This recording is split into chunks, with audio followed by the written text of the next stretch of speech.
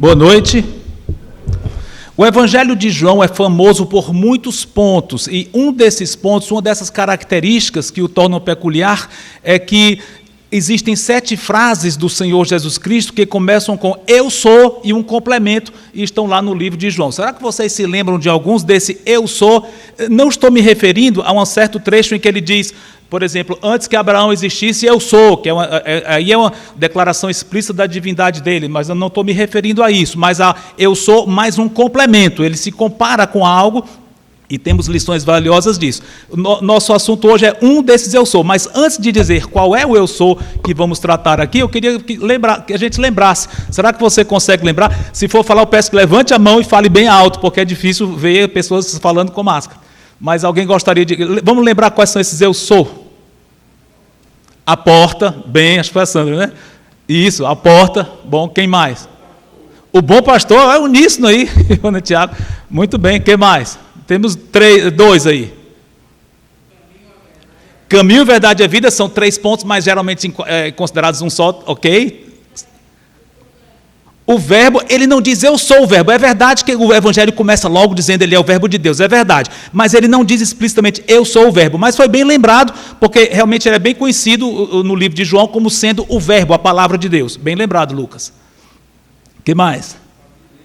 A videira verdadeira, bom. O que mais? Faltam uns 2 ou 3 aqui. Oi? Luz do mundo, o nome da igreja, isso. Falta 1, pelo que eu estou vendo aqui, acho que só falta 1 que eu estou lembrando aqui. 2, faltam 2. Ressurreição e a vida, bom, e falta 1 ainda.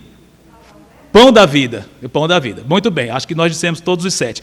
O que nós vamos enfocar aqui hoje, resumidamente, apenas um devocional, é a videira verdadeira. Então vamos, quem sabe a referência, qual é o capítulo? O livro vocês já sabem que é o Evangelho de João, mas qual é o capítulo? 15. Vamos lá para João capítulo 15.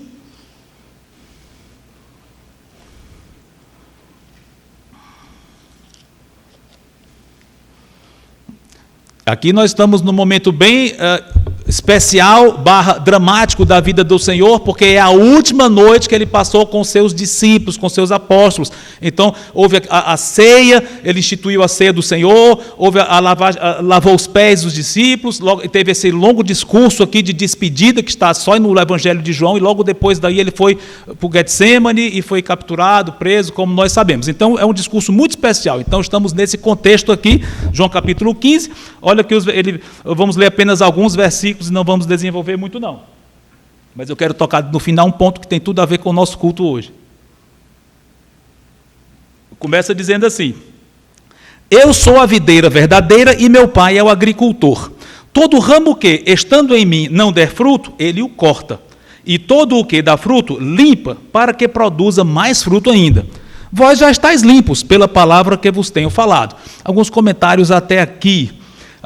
O que quer dizer isso? Esse ramo que estando em mim, se não der fruto, ele corta. O que é cortar? 2 ideias principais. Alguns acham que cortar é no sentido de, é um crente mesmo, mas ele leva aquele crente, morre o crente que não está dando fruto nenhum aqui, não tem, Deus leva para si, uma espécie de disciplina, e ao mesmo tempo tira aquela pessoa daqui, uma vez que ela não está fazendo aquilo para o qual ela foi salva. É uma hipótese, sim. Mas outros acham que esse ramo aqui não é um ramo verdadeiro. Seria só, ele aparentemente está no Senhor, ele é supostamente um crente, ele se declara crente, mas ele não é salvo, ele não produz fruto nenhum. Então ele corta no sentido de perdição mesmo. Seria essa ideia. Eu me inclino mais para essa ideia, mas seja como for, o fato é, o que caracteriza o crente é frutificar. Agora, aqui, não sei se vocês perceberam, talvez os mais atentos tenham percebido uma aparente contradição, não é bem uma contradição, mas um paradoxo, um contraste aqui entre duas frases aqui do Senhor nesse texto. Quais seriam essas duas? Sabe qual? Ele diz aqui, todo o que dá fruto, ele limpa, ou seja, Deus, o Pai, ele limpa o que dá fruto para que ele produza mais fruto, ou seja, dá a entender que se trata de um processo contínuo. Mas no versículo 3 ele diz, vocês já estão limpos. Como é que pode? Se nós já estamos limpos, por que o Pai limpa? Antes de mais nada, quando nós lermos nas Escrituras algumas frases que aparentemente são contraditórias, não descarte isso. Não diga, isso é muito complicado, eu não vou entender. Não faça isso, você está perdendo bênçãos, riquezas de interpretação da palavra de Deus. E também não pense, eu vou escolher uma das duas e a outra eu descarto. Não, as duas frases São verdadeiras, ambas estão na palavra de Deus, o que nos leva à necessidade de interpretar corretamente o que está sendo dito. E aqui a solução para esse aparente dilema é muito fácil, não é complicada. Ele diz, vocês já estão limpos, mas Deus está limpando vocês. Dois aspectos diferentes da limpeza. Como assim? Nós já fomos limpos uma vez por todas no momento da nossa conversão. Já estão limpos, acabou, não tem mais o que fazer. Nossa posição diante do Senhor é absolutamente inabalável. Nada pode mexer essa posição. Posição. Em Cristo, Deus nos vê salvos completamente justos, como Ele é justo por causa dele. Porém, em termos práticos, não é assim. Nós temos pecados, nós somos fracos. Então, nós precisamos ser purificados na prática. Então, isso é contínuo, leva toda a nossa vida. É o processo de santificação. Uma coisa é nós sermos justificados para sempre. Outra coisa é nós sermos santificados paulatinamente durante toda a nossa vida. Então, os dois aspectos estão em vista aqui. E, curiosamente, vocês devem lembrar, como já comentei, nessa mesma noite, poucos momentos antes, naquela cerimônia, naquele ato dele lavar os pés dos apóstolos, ele disse algo parecido. Lembra que teve um dos apóstolos que disse, não, tu não vais lavar o meu pé, que é isso? Tu és meu Senhor, isso é uma tarefa de um escravo, lavar o pé do outro, tu não vais fazer isso comigo. Aí o Senhor Jesus disse, se eu não te lavar os pés, tu não tem parte comigo. Quem era o discípulo? Pedro, tinha que ser, né? E quando ele disse, se eu não te lavar os pés, tu não tem parte comigo, o que foi que ele disse? Senhor, não só os pés, mas o corpo todo, a cabeça até. Aí Cristo disse uma frase muito interessante, que vale a pena a gente ler lá. Olha João 13:10, só voltando um pouquinho.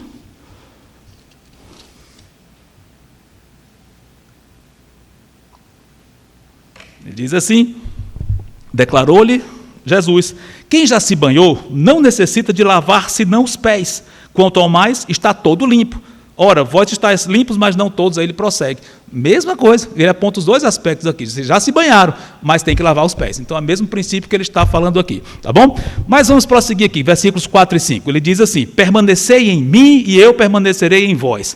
Como não pode o ramo produzir fruto de si mesmo, se não permanecer na videira, assim nem vós o podeis dar, se não permanecerdes em mim. Eu sou a videira, e vós os ramos. Quem permanece em mim e eu nele, esse dá muito fruto, porque sem mim nada podeis fazer. Frase profunda que nós vemos aqui. Nós não podemos fazer nada sem o Senhor. É um golpe na nossa arrogância, é um teste de humildade, isso mostra quem nós somos. Nós não podemos fazer nada de bom por nós mesmos, sem Cristo nós não podemos fazer nada. Alguns podem dizer, mas eu conheço pessoas que são profissionais excelentes nas suas áreas, eles fazem muitas coisas e nem são crentes. Não é o assunto aqui. Ele não está falando de coisas humanas, de capacitações humanas. Alguns podem até dizer, mas eu conheço pessoas que fazem o bem, são pessoas bondosas, caridosas, pensam bem no outro, sempre no outro e tal, e nem crentes são, como é que pode? Esse bem que aquelas pessoas estão fazendo não é de fato um bem aos olhos de Deus. Deus vê aquela pessoa no pecado dela, Deus não aceita aquilo como uma oferta agradável assim. Seja como for, nós dependemos completamente do Senhor, isso nos leva a ser humilhados mesmo nesse aspecto. Mas, ao mesmo tempo, enquanto somos humilhados, isso é uma notícia vibrante. Por quê? Porque olha de quem nós dependemos, do Senhor, e Ele é infalível, Ele garante, se vocês permanecerem em mim, eu vou permanecer em vocês. Como é maravilhoso depender de alguém como Ele. Já pensou se nós fôssemos absolutamente fracos, falíveis, mas não tivesse alguém para nos ajudar? Seria muito complicado, mas olha quem nós temos ao nosso lado, infalível, fiel, Ele. Então nós nos orgulhamos da maneira santa, de depender do Senhor e saber que Ele vai nos ajudar infalivelmente e vai fazer muito mais do que poderíamos fazer por nós mesmos. Interessante como ele diz, que é evidente aqui, permaneçam e permanecerei, versículo 5 eu já li, sem mim nada podeis fazer, mas estando em mim vocês dão muito fruto. Agora vamos para o último versículo que vamos comentar agora, e esse é o que tem mais a ver com o nosso culto aqui hoje à noite. Versículo 7. Diz assim, se permanecerdes em mim e as minhas palavras permanecerem em vós, pedireis o que quiserdes e vos será feito. Opa, que promessa aqui. Aliás, eu pulei o versículo 6 de propósito, porque eu quis ir direto para esse ponto aqui. Não foi falha aqui, não. Poderia ter sido, mas nesse caso não foi. Mas olha que promessa que ele fez. Ele já tinha dito que quem permanece nele, ele vai permanecer naquela pessoa. Mas aqui ele foi além. Ele disse, se vocês permanecerem, eu vou fazer o que vocês pedirem. É muito forte isso. Quer dizer que aqui nós temos uma promessa aberta para o que quer que a gente peça, Ele vai atender. Olha as condições aqui. Se permanecerem em mim. E será que Ele acrescentou alguma outra condição aqui para que nós tenhamos nossos desejos atendidos por Ele? Tem. Qual foi a outra condição que Ele colocou aqui? Está no texto. Minhas palavras permanecerem em vocês. As duas coisas andam juntas. Permanecer em Cristo é igual as palavras dele permanecerem em nós. É impossível alguém dizer, eu estou no Senhor, eu ando em tanta comunhão com o Senhor, eu adoro o Senhor, eu acordo de madrugada, 3 da manhã para passar 3 horas orando. Nada contra alguém que faça isso, não é o assunto. Mas a pessoa que faz tudo isso, mas a gente observa que na vida daquela pessoa tem umas coisinhas que ela está fazendo errado e não se preocupa em se emendar. Talvez algo no trabalho, talvez seja uma pessoa afeiçoada à mentira, a explorar os outros, ou coisas que ela assiste, ou os sites que ela entra lá, os canais que ela assiste, são coisas que não são corretas para o crente assistir, ou ela faça isso ou aquilo, ou tem explosões de ira constante, e nem cuida disso, nem pede perdão, nem se preocupa, nem pede a Deus que transforme o temperamento dela, pessoas que falam mal dos outros, pessoas talvez amarguradas, que gostam de sempre jogando azedume, coisas assim, ou colocando irmão contra o outro, ou coisas semelhantes. E como é que uma pessoa dessa pode dizer que anda com Cristo? Não anda com Cristo. Está totalmente fora do que a palavra diz explicitamente que deve pautar a vida do crente. Você pode até dizer os versículos. Em cada um desses exemplos que eu dei, e poderia citar vários outros, cada um deles não seria difícil você ir bem em cima da Bíblia, bem em cima de um versículo que diga, isso está errado, você tem que fazer isso.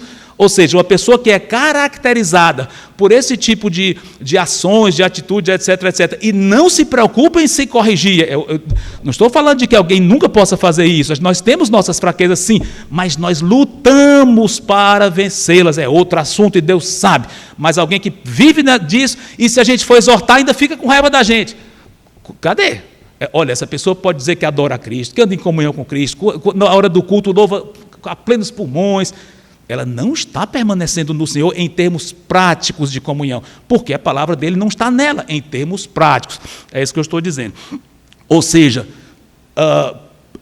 muito importante para nós desenvolvermos o nosso relacionamento pessoal com Cristo, conheçamos a palavra dele. Muito, o máximo que estiver ao seu alcance, evidentemente. Muito quer dizer, muito dentro do que for possível para você. Pode variar de pessoa para pessoa, mas o que estiver ao seu alcance, mergulhe. E no que você entender da palavra, pratiquemos. Aliás, bem pertinho dessa referência aqui, tem uma muito conhecida que ele foi exatamente nesse ponto. É um versículo que até tem um cântico, quem sabe o Jailson até um dia traga esse cântico para nós, muito bonito. É aquele que tem os meus mandamentos e os guarda. Conhece esse cântico? Pronto, cadê a referência? Volta um pouquinho, João 14, 21 diz exatamente isso. Olha só. Diz assim, João 14, 21, aquele que tem os meus mandamentos e os guarda, esse é o que me ama. E aquele que me ama será amado por meu Pai, e eu também o amarei e me manifestarei a ele. Pronto, está aqui. Quer dizer que ama a Cristo? Quero. Quer andar com ele? Quer que ele se manifeste na sua vida, inclusive respondendo suas orações? Quero. Pois obedeça. Pronto, essa é a forma. É bem objetiva, bem clara, bem exclusiva. E isso amarra esse tipo de bênção para aquelas pessoas que realmente são crentes, que conhecem a palavra de Deus e não há outro caminho, é esse. Então, isso é o que nós devemos fazer para termos nossas orações respondidas. E, finalmente, para concluir, eu quero, lembrando mais uma vez a conexão disso que Cristo disse com o que ele tinha dito há poucas horas ou poucos momentos antes com os seus discípulos no ato de lavar os pés, algo que eu vou aplicar nesse caso aqui. Vamos voltar mais uma vez para o 13, e com isso a gente vai fazer um fechamento aqui. João 13, versículo 14.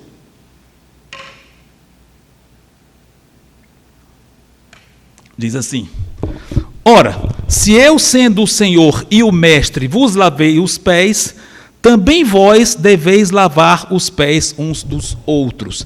E pegando a aplicação disso, não em termos práticos, mas em ensino, em aplicar de uma forma, aplicar em nossa vida em algo que não tem nada a ver com lavar o pé em si, se envolver, que envolva, mas não é, aplicando esse princípio de servir o outro, abençoar o outro, fazer com que o outro fique limpo, aplicando isso com a questão da palavra de Deus, olha só, é Deus que nos limpa, sim, mas Ele quer nos usar para limpar os pés uns dos outros. Aliás, o texto de João 15, ele começa dizendo, meu Pai limpa vocês, vocês que produzem fruto, Deus limpa. Mas fazendo um link com o que Ele tinha dito para os apóstolos, nós nos limpamos uns aos outros. Como é que pode a incoerência? Mais uma aparente contradição, que não é contradição. Não. São dois aspectos da mesma verdade. Deus é que limpa, mas Ele usa os seus servos para nós limparmos os pés uns dos outros, que não anula o fato de que é Ele que está nos usando. E também não anula o fato de que Ele quer nos usar para fazer isso. A igreja é corpo de Cristo, Ele trabalha em nós. Ou seja, o que você aprendeu da palavra de Deus, compartilhe com os outros. Não só compartilhe, mas estejamos atentos às necessidades dos outros. Sim, devemos ajudar materialmente, em termos de ajuda de vários níveis, não tenha dúvida, devemos ser prestativos, mas agora eu quero enfocar para concluir só isso, nesse ponto. Fique ligado nas necessidades espirituais dos outros, a fim de que possa aplicar o que você conhece da palavra de Deus na vida do outro. Não há bênção maior que você possa dar para o seu irmão do que ajudá-lo espiritualmente a crescer no conhecimento da palavra de Deus e na aplicação dela. Ou seja, então, concluindo aqui, cresçamos no conhecimento da palavra, estejamos muito atentos a lavar os pés uns dos outros, nesse sentido de ajudar em relação à palavra, e ao fazer isso, ao mesmo tempo, digamos, Senhor Jesus, eu quero estar muito perto de Ti, já estamos posicionalmente, sim, mas eu quero estar, Senhor, eu sei que já estou posicionalmente, é na prática, dia após dia, peçamos isso a Ele, e ao mesmo tempo façamos a nossa parte, nos esforçando o máximo possível para obedecê-lo em tudo, e assim nós teremos, além de muitas bênçãos, nossas orações direcionadas por Ele, vamos querer fazer a vontade dEle, Ele vai modelar a nossa mente de acordo com Ele próprio, com a palavra, e nossos pedidos, uma vez assim direcionados pelo próprio Espírito, vão ser atendidos e Ele vai ser mais glorificado e nós mais alegrados nele. Amém? Santo Deus, muito obrigado por essas palavras. Te pedimos que Tu toques corações aqui presentes, cada um de nós, e que haja efeito poderoso da Tua palavra em nós. Em nome de Cristo, amém.